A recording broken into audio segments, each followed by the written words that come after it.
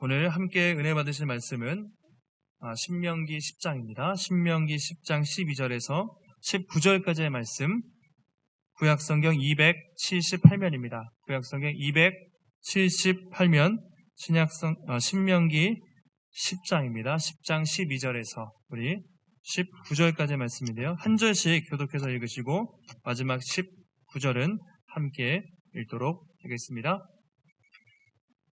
이스라엘아, 내 하나님 여호와께서 내게 요구하시는 것이 무엇이냐? 곧 내 하나님 여호와를 경외하며 그의 모든 도를 행하고 그를 사랑하며 마음을 다하고 뜻을 다하여 내 하나님 여호와를 섬기고 내 행복을 위하여 내게 명하는 여호와의 명령과 규례를 지킬 것이 아니냐? 하늘과 모든 하늘의 하늘과 땅과 그 위의 만물은 본래 내 하나님 여호와께 속한 것이로되 여호와께서 오직 내 조상들을 기뻐하시고 그들을 사랑하사 그들의 후손인 너희를 만민 중에서 택하셨음이 오늘과 같으니라. 그러므로 너희는 마음에 할례를 행하고 다시는 목을 곧게 하지 말라. 하나님 여호와는 신 가운데의 신이시며 주 가운데의 주시오 크고 능하시며 두려우신 하나님이시라. 사람을 외모로 보지 아니하시며 뇌물을 받지 아니하시고 고아와 과부를 위하여 정의를 행하시며 나그네를 사랑하여 그에게 떡과 옷을 주시나니 너희는 나그네를 사랑하라. 전에 너희도 애굽 땅에서 나그네 되었음이니라. 아멘. 네, 하나님의 가장 큰 소원, 하나님이 가장 원하시는 것이라는 제목으로 우리 말씀 전하겠습니다. 벌써 5월이 됐죠. 1월 달에 저희가 개척하고 또 몇 달 동안 또 모이지 못하면서 벌써 5월이 됐습니다. 지난주에 날씨가 어땠습니까? 지난주에 30도 가까이 가서 여름 날씨가 되고 더운 날씨가 됐는데요. 보통 5월이 되면 결혼식을 또 봄에 많이 하는데 그동안 코로나로 인해서 많이 연기가 됐던 것 같아요. 지난주에 제가 아는 이제 신대원 동기, 그러니까 형님인데 저보다 나이가 많은 분인데 결혼식을 했습니다. 40 중반이 돼서 결혼식을 했습니다. 그래서 얼마나 좋았겠어요. 많이 넘어서 이제 장가 가는데 저희가 막 오랜만에 만나서 축하를 해줬습니다. 5월이 참 좋은 계절이고 또 결혼식도 많이 하는데 이제 결혼을 하면 평생 부부가 한 몸을 이루고 우리가 한 가정을 이룰 것을 그렇게 언약하는 예식이라고 말을 합니다. 그래서 우리가 언약식이다 얘기를 하는데요. 안타깝게 많은 부부들이 또 그렇게 결혼을 하지만 또 헤어지고 이혼하는 경우도 우리가 많이 보게 됩니다. 요즘에는 황혼 이혼이다 해서 이렇게 또 시간이 지난 다음에 또 그런 어려움을 겪고 하는 경우도 있는데 가끔 이제 뉴스에 신혼부부가 이렇게 신혼여행 갔다가 막 대판 쌓아가지고 이혼했다 이런 얘기를 제가 본 적이 있습니다. 만약에 여러분 결혼하고 물론 오래 산 사람도 우리가 서로 잘 그것을 지켜야 되지만 신혼인데 만약에 딴 사람을 만나거나 바람피다가 걸렸다 그러면 그 사람은 어떻게 되겠습니까? 이제 뼈도 못 추리는 것이죠. 말도 안 되죠. 근데 성경에서 그런 일이 있었습니다. 결혼한 지 얼마 안 된 신혼인데 이제 그것도 하나님을 대상으로 이렇게 딴짓하고 바람피웠던 민족이 있는데 그들이 누굽니까? 바로 이스라엘 백성입니다. 출애굽기에 그 내용이 나오는데요. 하나님이 이스라엘을 너무나 사랑하셨어요. 처음에 짝사랑을 하신 것이죠. 그래서 애굽의 종살이로 있는 것이 너무나 불쌍해서 그들을 구원하시고 시내산에 불러서 어떻게 하셨습니까? 언약을 맺었습니다. 너희는 내 백성이 되고 나는 너희의 하나님이 될 것이다. 이제 그것이 시내산 언약이라고 말하는데 다른 말로는 결혼식이에요. 하나님이 신랑이 되고 이스라엘 백성들이 신부가 되는 언약식을 시내산에서 맺은 것이죠. 근데 불과 얼마 지났습니까? 한 달 정도도 안 돼서 이스라엘 백성들이 어떻게 했죠? 금송아지. 그러니까 모세가 십계명 받으러 올라간 거예요. 40일 동안 금식하고 기도하고 있는데 안 내려오니까 우리 너무 심심하다. 우리 섬길 신을 달라 그래서 금을 모아가지고 아론이 금송아지 우상을 만들어서 막 숭배를 했던 것이죠. 그 금송아지 우상 사건이 출애굽기 32장에 나오고 있습니다. 근데 이게 왜 잘못됐습니까? 이게 왜 다른 것보다 충격적이냐? 불과 얼마 전에 우리 하나님만 섬기겠습니다. 언약을 맺었다고 했잖아요. 나는 하나님의 백성이 되고 나는 하나님의 말씀만 순종하겠습니다. 이스라엘 백성들이 약속하고 언약이라는 건 그것을 지키지 않으면 목숨을 내놓겠다. 죽음, 피해 언약이거든요. 그만큼 약속을 했는데 40일도 안 돼서 우상을 숭배하게 된 것이죠. 처음 말씀드린 것처럼 신혼부부가 그렇죠. 만약에 결혼한 지 얼마 안 됐는데 정말 다른 사람을 만났다. 신혼인데 용납할 수가 없죠. 마찬가지로 이스라엘 백성들이 뭐 언약을 맺은 지 1년이 지난 것도 아니고요. 10년, 100년이 지난 것도 아니고 한 달밖에 안 돼서 하나님을 떠난 것이죠. 우상을 숭배했습니다. 하나님이 어떠셨습니까? 너무나 진노하시죠. 그래서 모세에게 야, 내가 이스라엘 다 멸망시키겠다. 그리고 모세 너를 통해서 새로운 민족을 세우겠다. 이렇게 말씀을 하세요. 근데 모세가 주님, 아닙니다. 이스라엘 백성들을 불쌍히 여겨달라고 아니면 내 이름을 생명책에서 지워달라고 막 간절히 중보해서 하나님이 용서를 해주시죠. 그게 출애굽기 32장에 나오는 금송아지의 사건입니다. 이제 하나님 용서하시고 모세가 다시 시내산에 올라가서 40일 동안 금식하고 십계명을 받아요. 그래서 우리가 이제 하는 십계명이 두 번째 십계명이 되는 것이죠.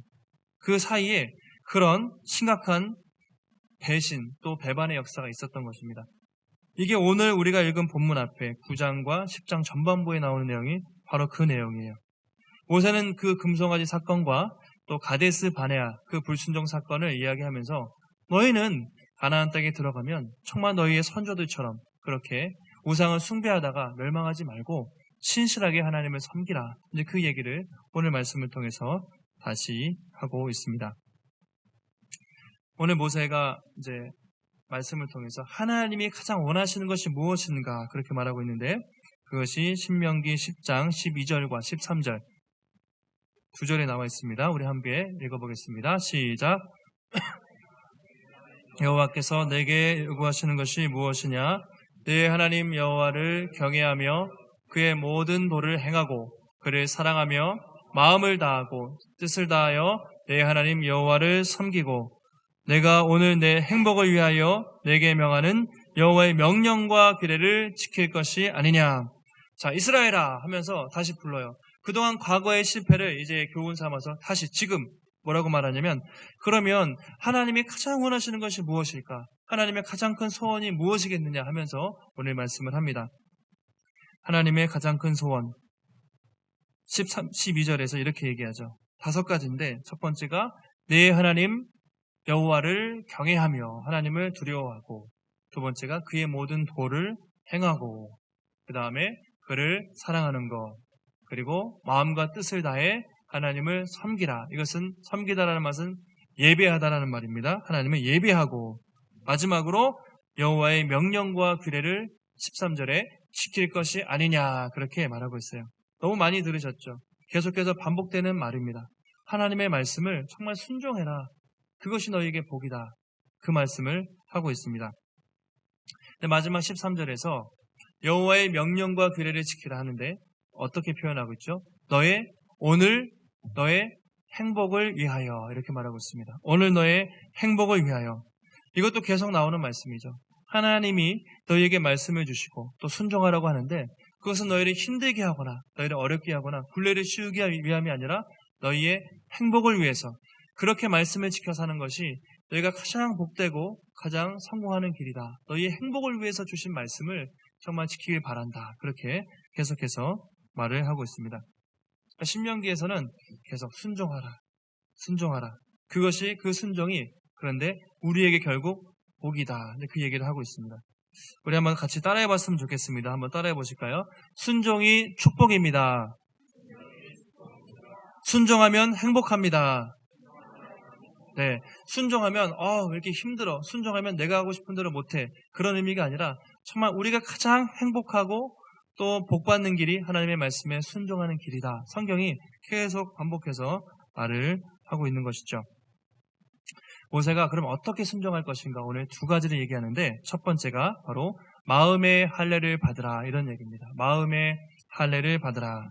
먼저 모세가 14절에서 하나님이 얼마나 크고 놀라우신 분인지 이렇게 선포하면서 14절에 하늘과 모든 하늘의 하늘과 땅과 그 위의 만물은 본래 내 하나님 여호와께 속한 것이로되 하늘과 모든 하늘의 하늘 그러니까 최상급인데요. 모든 하늘과 모든 만물이 다 하나님께 속한 것이다. 그러니까 온 세상이 다 하나님의 소유, 하나님의 것이다. 이렇게 먼저 선포를 합니다. 그 다음에 15절에서 이렇게 말을 하고 있습니다. 15절 말씀 함께 읽겠습니다. 시작.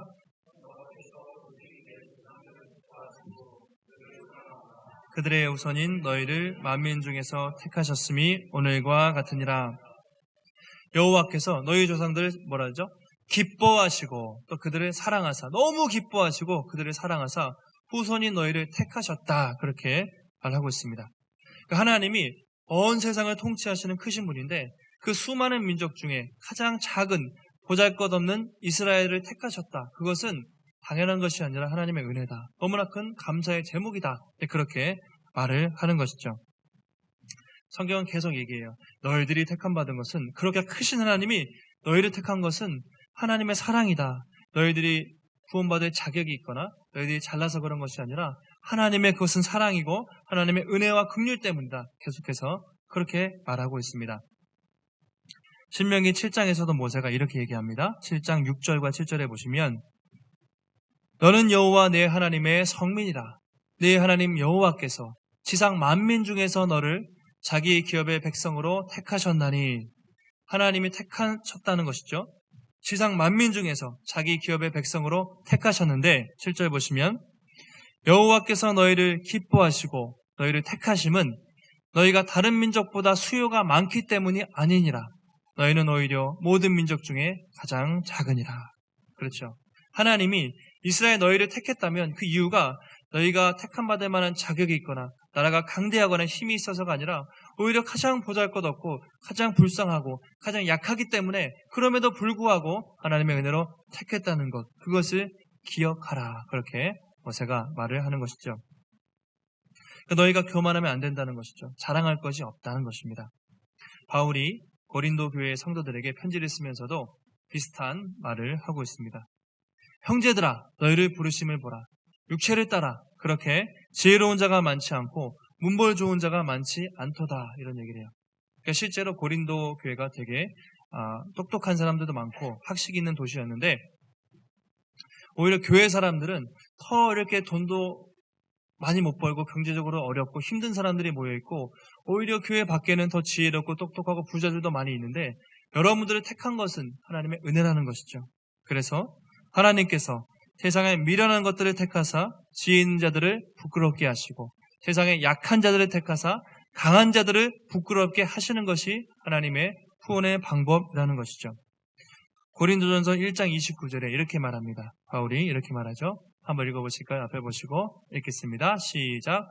아무 육체도 하나님 앞에서 자랑하지 못하게 하려 하심이라. 아무 육체도, 어떤 육체도 하나님 앞에서, 하나님 내가 잘났습니다, 내가 잘나서 나는 구원받을 만한 자격이 있습니다, 자랑할 수가 없다는 것이죠. 모든 것이 하나님의 은혜입니다. 그런 고백을 하게 된다는 것이죠. 이것이 하나님이 우리를 구원하시는 방법이라는 것입니다. 그럼 우리도 마찬가지죠. 세상 수많은 민족 중에 내가 택함을 받았다, 내가 예배를 드린다, 구원을 받았다. 생각해 보십시오. 이것이 얼마나 큰 은혜인가.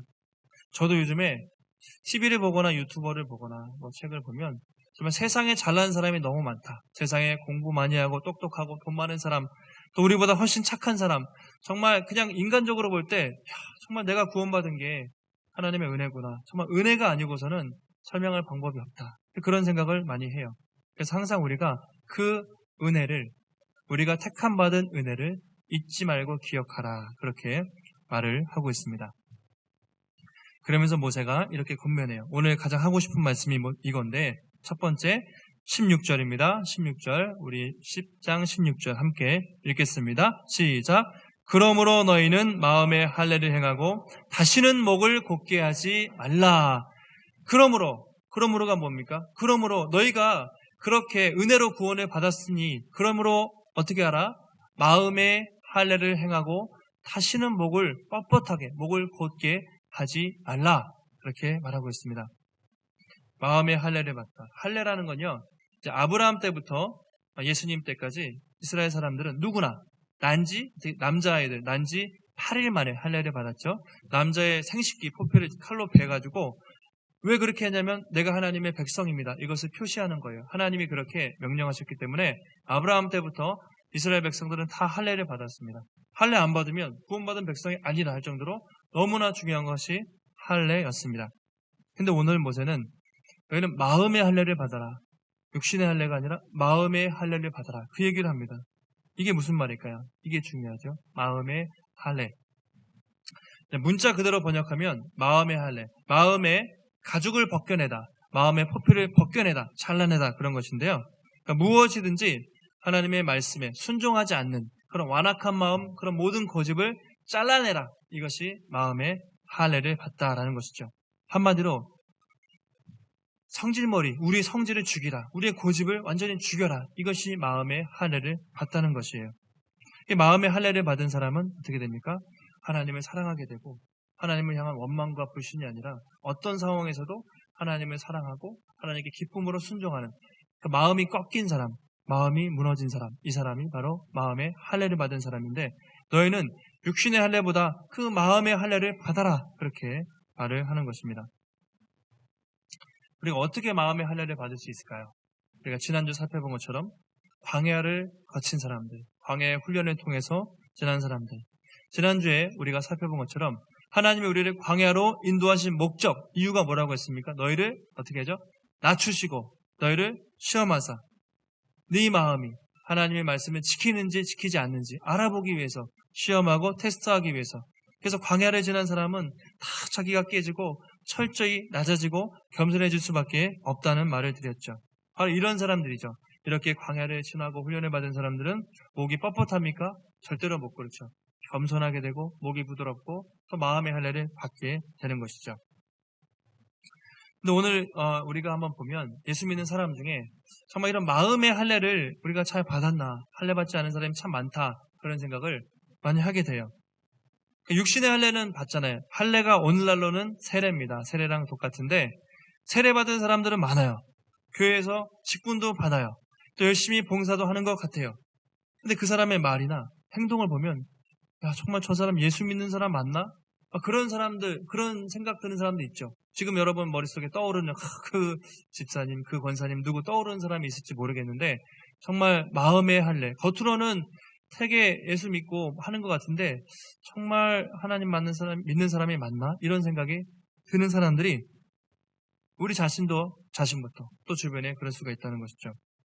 광화문에도 저도 이렇게 집회 가거나 이렇게 보면 무슨 교회 딱 단체인데 막 시위를 하면서 막 찬송가를 부르고 막 자기들끼리 기도하는데 옆에서는 막 욕하고 집어 던지고 사람들 때리고 그래요. 그러면 저 사람들이 저렇게 교회에서 왔다고 하는데 예수 믿는 사람이 맞나? 이런 생각이 들게 되는 것이죠.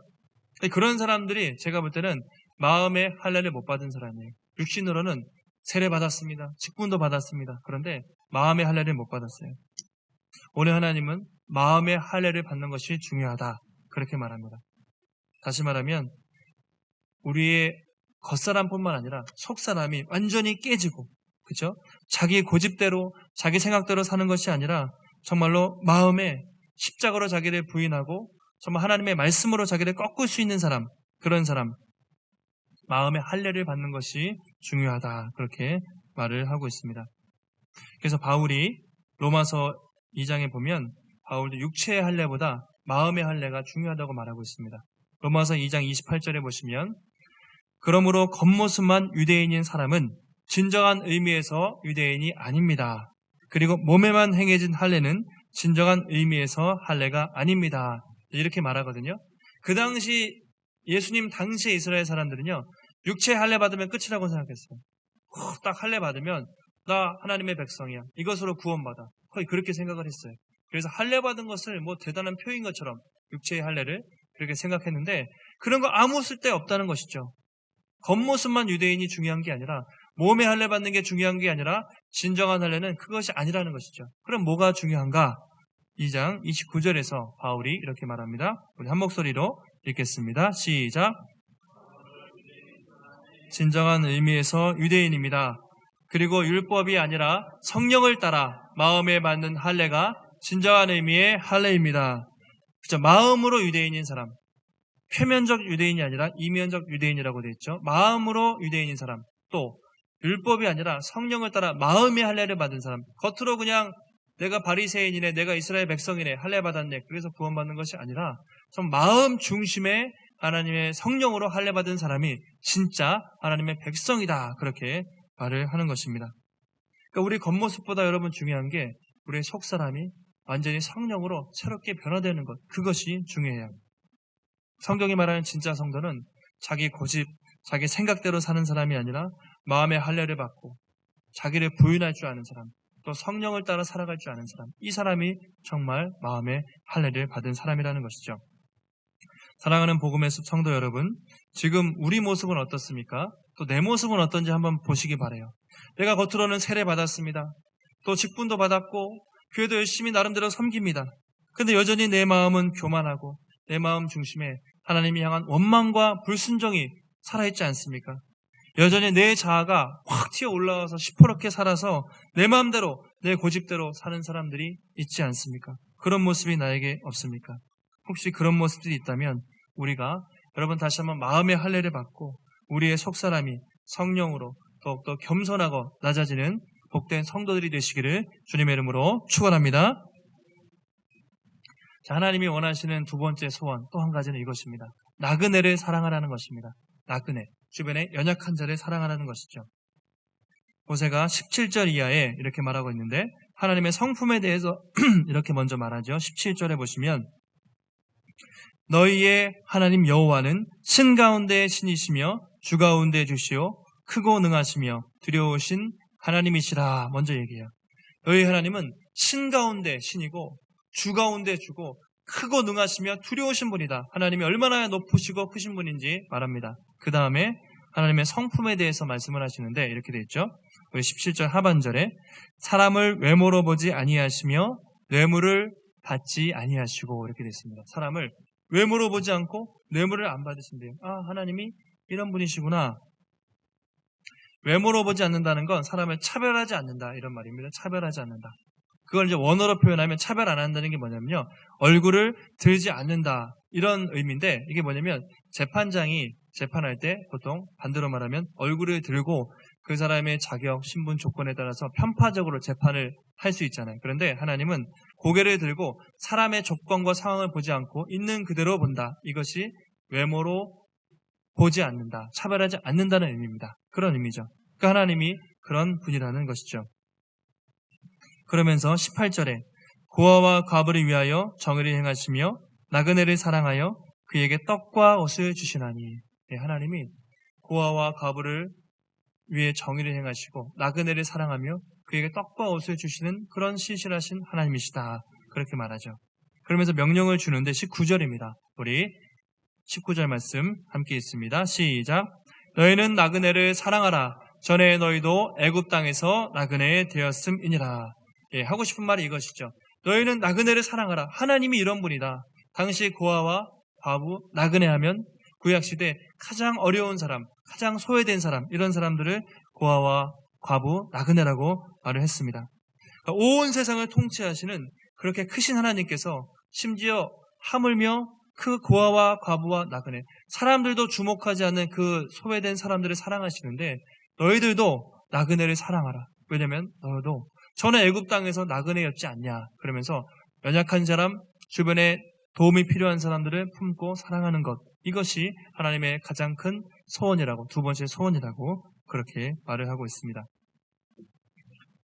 우리가 구약 성경하면요, 신약 시대는 그래도 우리가 하나님이 이방 사람에게도 복음이 전파됐는데 구약 시대는 이스라엘만 편애하고 이방 사람들 싫어하시지 않았나? 이렇게 생각할 수 있는데 전혀 그렇지 않습니다. 하나님은 처음부터 구약 시대 처음부터 끝까지 이스라엘 사람들뿐만 아니라 모든 연약한 사람들, 이방인들을 다 사랑하셨어요. 신명기 24장 17절에 보면 이렇게 말씀을 하죠. 너희는 객이나 고아의 송사를 억울하게 하지 말며 과부의 옷을 전당 잡지 말라. 하나님이 객, 고아, 그리고 과부, 약한 사람들을 돌보라고 말합니다. 27장 19절에도 마찬가지죠. 이렇게 말하고 있습니다. 함께 앞에 보시고 읽겠습니다. 시작.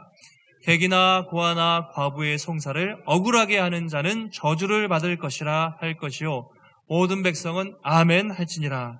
하나님은요, 신명기 곳곳에서, 아니 구약 성경 전체에서 나는 이스라엘만 사랑하는 것이 아니라 고아와 과과, 객과 또 과부, 객은 이제 나그네를 말하잖아요. 이방 민족들도 사랑한다는 것이죠. 그래서 출애굽기에 보면 홍해를 건널 때 이스라엘 사람만 구원받은 것이 아니라 6월절에도 이방인 중에서도 6월절에 동참한 사람들은 구원을 받고요. 홍해를 건넌 사람 중에 보면 이방 잡족들이 있었다고 성경에 기록되어 있어요. 그러니까 구약시대에도 하나님은 늘 언제나 이스라엘뿐만 아니라 주변에 힘없는 사람, 연약한 사람, 이방 민족들도 사랑하셨던 하나님이신 것을 우리가 알 수 있습니다. 이게 신명기에 또는 모든 성경의 전반적인 내용이죠. 결국 하나님이 이 성경을 통해서 하시고 싶은 말씀은 두 가지죠. 첫 번째, 하나님을 사랑하라. 어떻게 해요? 마음을 다하고 뜻을 다하고 힘을 다해서 나를 사랑해라. 그리고 두 번째, 뭐죠? 나그네를 사랑해라. 연약한 자를 사랑해라. 내 이웃을 내 몸과 같이 사랑해라. 이 두 가지가 성경에서의 가장 중요한 말씀이고 예수님도 그렇게 말씀을 하셨죠. 하나님 사랑과 이웃 사랑, 이것이 온 율법과 선지자의 강령이니라 예수님도 말씀을 하신 것입니다. 예수님이 이 땅에 계실 때 2000년 전에 오셨을 때 주로 어디 계셨습니까? 높은 사람들과 어울리면서 예루살렘 성전에서 예루살렘 성에서 바리새인들, 서기관들, 높은 사람들과 한가하게 수다 떨고 그렇게 안 하셨죠. 늘 병든 사람, 약한 사람, 세리, 죄인들, 주님의 별명이 세리와 죄인의 친구다. 이런 얘기를 들으면서 사셨던 것이죠. 그럼 만약에 예수님이 2000년이 지난 지금 이 땅에 오시면 어디를 가장 먼저 가실까? 어디 먼저 가실까요? 주님이 오시면 가장 먼저는 뭐 교회에 오시겠죠? 뭐 교회가 근데 많으니까 주님이 가장 먼저 찾아가시면 어디 가실까? 저는 우리 옛날에 옥인동에 살 때 청와대 가실까? 여의도의 국회의사당 가실까? 아니면 법원 높은 데 가실까? 그런 게 아니라 시장에 가시지 않을까? 가장 힘들게 살고 있는 지금도 힘들게 코로나 때문에 살고 있는 소상공인들, 장사하는 분들, 서민들을 만나지 않을까? 공장에서 일하는 그런 근로자들을 만나지 않을까? 혼자 외롭게 지내고 있는 독거노인들을 만나고 또 집이 없어서 고통받는 노숙자들을 만나서 그들을 감싸주시고 그들과 함께 시간을 보내지 않을까? 그런 생각을 하게 됩니다. 예수님이 항상 내가 온 것은 잃어버린 자를 찾기 위해서, 한 영혼 찾기 위해서 왔다고 말씀하셨어요.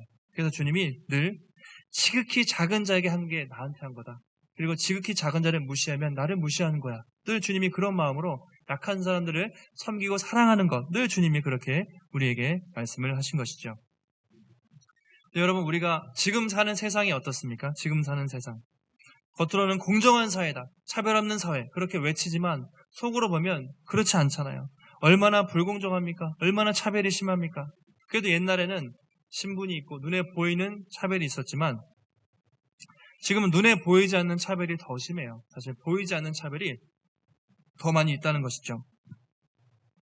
그래서 직장 가서도 뭐 인맥이나 지연이나 혈연, 위리천장 보이지 않는데 어느 순간 되면 올라갈 수가 없습니다. 차별이 있어요. 시간이 지날수록 빈부의 격차가 더 심해집니다. 또 코로나 때문에 미국이나 유럽 사람들이 아시아 사람들을 되게 혐오하고 막 쫓아낸다고 해요. 인종차별도 해요. 늘 세상은 사람들을 차별하고 강한 사람들이 약한 사람들을 억압하고 괴롭히는 것이 세상의 방법이죠. 또 오늘 하나님은 그러지 마라. 나는 세상의 모든 것을 다 가진 하나님인데 약한 사람들, 주변에 가장 힘들고 소외된 사람들을 사랑해라. 나그네를 사랑해라. 이게 내가 원하는 것이다. 주님이 그렇게 말하는 것이죠. 오늘 같으면 너희도 예전에 예수 믿기 전에 세상에서 소망 없고 정말 그렇게 살지 않았냐. 이제 소망 없는 저들에게 가서 복음을 전하고 사랑을 전해라. 이것이 하나님이 우리 교회에게 주신 귀한 사명인 줄 믿습니다. 이 약한 자를 돕는 것은요. 그래서 해도 되고 안 해도 되는 게 아니라 우리가 힘이 남으면 하는 것이 아니라 반드시 해야 돼요. 교회의 사명이에요. 지역을 섬기고 약한 자를 돌보는 것은 옵션도 아니고 정말 모든 교회가 마땅히 해야 될 하나님의 필수적인 사명이라는 것이죠. 초대교회가 이 사명을 잘 지켰습니다. 초대교회가 어떻게 했냐면 복음만 전하는 것이 아니었죠. 사랑도 전하고 실천하고 주변에 약한 사람들을 늘 도왔습니다. 늘 구제했어요. 그 사람들이 베드로가 바울이 복음을 전하고 은혜를 받았습니다. 어떻게 했습니까? 모이기를 힘써서 자기의 소유를 어떻게 하죠? 팔아서 부자들이 가난한 사람들을 나눠주고 그래서 가난한 사람들이 많이 도움을 받았는데 부자도 남지 않고 가난한 사람도 모자라지 않았다. 그렇게 어떻게 보면 정말 파격적으로 정말 삶을 나누고 물질도 나누는 그런 공동체, 그것이 교회의 모습이었습니다. 또 초대교회가 전염병에 걸렸을 때 어떻게 대처했죠? 피하고 도망가지 않고 그 사람들은 나갔어요. 가서 전염병 걸린 사람들을 돕고 도와주고 심지어 병에 걸릴지언정 그렇게 교회가 사람들을 도왔습니다. 약한 사람들을 사랑하고 섬겼습니다. 그렇게 했을 때 수많은 사람들이 회심하고 교회가 다르구나. 그들의 사랑을 보고 교회가 또 성장하고 훨씬 더 큰 부흥을 이루었던 것을 우리가 성경을 통해 또 역사를 통해 볼 수가 있는 것이죠. 여러분, 복음은요, 말로 전하는 것이 아니라 우리가 발로 전한다고 해요. 발로 전하는 것입니다. 복음은 입술로 전해서 사람들이 안 믿잖아요. 지금 그런 세상이 아닙니다. 우리가 발로 전하고 발로 뛰고 그들을 사랑하고 섬기며 정말 도와주고 섬기면서 복음을 함께 전할 때 복음이 그 사람들의 마음에 심겨지게 되는 것이죠. 코로나 때문에 처음에는 교회가 많이 욕을 먹었어요. 그런데 그 가운데 언론에서는 사실 잘하는 교회는 원래 잘 안 내보내요. 못하는 교회 몇 개 찝어가지고 하는데 되게 모범적으로 잘하는 교회들도 상당히 많이 있었습니다. 알려지지 않았지만 안산에 있는 어떤 교회는요, 제가 이제 아는 교회인데 외국인 노동자들이 근로자들이 많아요. 근데 마스크를 구할 수가 없잖아요. 그래서 교회에서 마스크를 제작을 해서 그들에게 갖다 주고 그렇게 도와주는 거죠. 인터뷰를 보니까 마스크를 쓴 것보다 교회가 약한 자들을 돌봐준다는, 자기들에게 관심이 있다는 것을 보고 그들이 너무나 큰 위로를 받게 되는 것이죠. 또 옥수동에 있는 어떤 교회 보면 우유 배달을 30년인가요? 몇십 년 동안 한 교회가 있어요. 끊임없이 약한 사람들을 돕고 우유 배달을 해서 그 지역을 섬기는 그런 소문난 교회도 있습니다. 우리 전에 있던 옥인교회도 주변에 종로 지역에서 독거노인들을 품고 연약한 사람들을 돕는 사역을 열심히 했던 것이죠. 이렇게 교회가 세상에서 소외된 사람들을 입으로만 섬기는 것이 아니라 발로 뛰고 섬기며 사랑할 때 복음이 들어가고 교회를 보는 시각이 달라지게 되는 것이죠. 저도 설교를 준비하면서 우리 복음의 숲교회는 뭐 할 수 있을까? 이 지역에서 어떤 일을 할 수 있을까? 하나님께서 이 교회를 이 지역에 세우신 이유가 무엇일까? 그 생각을 참 많이 했습니다. 우리가 모여서 잘 예배드리는 거 너무 중요해요. 그런데 그것이 끝이 아니라 지역에 필요한 사람들을 돕고 또 섬기고 복음도 전해야 되지만 그들을 섬기라고 지역사회에 선한 영향을 끼치라고 하나님이 우리를 부르셨다는 생각을 합니다. 이제 코로나가 조금씩 잠잠해지면 우리가 1월, 2월 열심히 전도하다가 지금은 전도도 못해요. 3, 4월에 전도하면 막 교회 이미지가 안 좋아서 욕먹을까봐 하고 싶어도 못했는데 이제 다시 우리가 전도도 하고 봉사도 해야겠죠. 우리가 개척교회인데 우리 이렇게 사람도 많지 않은데 뭘 할 수 있어? 그런 생각하지 마시고 한번 생각해 보세요. 우리가 뭘 할 수 있을까? 여기 돌아다녀 보니까 동네가 되게 깨끗하긴 한데 주위에 담배 꽁초 같은 게 되게 많아요. 어차피 담배 피는 사람도 있기 때문에 그런 거를 주울 수도 있고 아니면 상가에 휴지도 없고 화장실에 아무것도 없고 불편한데 우리가 작은 거 우리가 이 지역에서 뭔가 작은 것을 할 수 있지 않을까 그런 생각을 해봤습니다. 그렇게 할 때 하나님이 기뻐하실 것 같다는 생각을 하게 되었습니다. 마지막으로 사도 요한이 했던 말씀이 있죠. 우리가 잘 아는 말씀인데 요한일서 3장 17절과 18절이고 우리 마치겠습니다. 앞에 보시고 한 목소리를 읽겠습니다. 시작. 재물을 가지고 형제의 궁핍함을 보고도 도와줄 마음을 닫으면 하나님의 사랑이 어찌 그 속에 거하겠느냐. 자녀들아, 우리가 말과 여로만 사랑하지 말고 행함과 진실함으로 하자. 다 아는 말씀인데 우리가 이제 다시 교회가 모이기 시작합니다. 코로나 전과 코로나 이후의 교회가 우리 교회뿐만 아니라 달라져야 돼요. 교회는 세상을 주목합니다. 어떻게 달라져야 되겠습니까? 그전에는 말과 혀로만 우리가 그렇게 했지 정말 세상을 향해서 섬기고 또 사랑하지 못했구나. 그것을 가장 절실히 느껴요. 이제 우리가 그렇게 해야 하는 것이죠. 사랑하는 복음의 숲 성도 여러분, 지금도 돌아보면 우리 주변에 도움이 필요한 사람들이 많이 있습니다.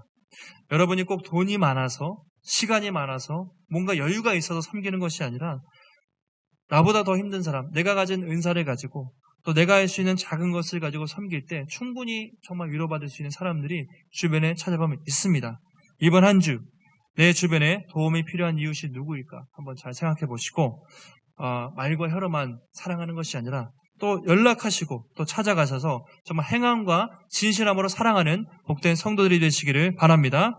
우리 복음의 숲교회가 이 지역을 품고 기도하면서 이제 우리가 사랑으로 섬길 때 정말 우리가 복음의 더 큰 부흥을 이루고 이 지역에 선한 영향력을 끼치는 복된 교회가 되게 하시기를 주님의 이름으로 축원합니다. 기도하겠습니다. 하나님 감사합니다. 오늘도 하나님이 가장 원하시는 것 두 가지 말씀을 들었습니다. 너희는 마음의 할례를 받으라. 육신의 할례보다 겉모습으로 예수 믿는다고 하는 것보다 더 중요한 것은 그 마음의 예수의 십자가의 사랑을 기억하며 날마다 자기를 부인하고 성령을 따라 살아가는 것입니다. 하나님, 이번 한 주도 살아갈 때 내 생각, 내 고집대로 살게 하지 않게 하시고 마음의 할례를 받고 겸손한 마음으로 성령을 따라 성령의 충만한 열매를 맺는 복된 삶이 될 수 있도록 주님 붙잡아 주시옵소서. 또 하나님은 고아와 과부와 나그네를 사랑하시는 분입니다. 우리 주변에 연약한 자들이 있습니까? 우리가 말과 혀로만 사랑하지 않고 행함과 진실함으로 다가가게 하셔서 그들을 섬기게 하시고 또 이 교회가 작지만 이 지역 사회를 위해서 또 사랑하고 또 섬기며 복음을 전할 때 주여 정말 많은 영혼들이 주께 돌아오며 하나님의 나라 확장을 위해 아름답게 쓰임받는 복음의 숙교회가 될 수 있도록 하나님 붙잡아 주시옵소서. 모든 말씀 거룩하신 예수님의 이름으로 기도하옵나이다. 아멘.